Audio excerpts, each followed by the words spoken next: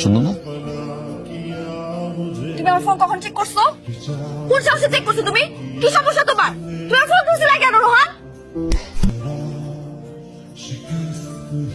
তুই ভুল করছস, অনেক বড় ভুল করছস তুই। চিটার, ঠকাইছস তুই আমারে। তার সাথে আই মিস ইউ চুম্মা দিচ্ছিস, ছবি পাঠাচ্ছিস। বের হচ্ছি, তাড়াতাড়ি আসো, পিক করো আমাকে, নিয়ে যাও, বের হবো। আমার সাথে টাকা বসতে লাগিস ভার্সিটিতে। আজকের পর থেকে তুই আর কোনোদিন আমার সামনে আসবি না। I hate you, I hate you.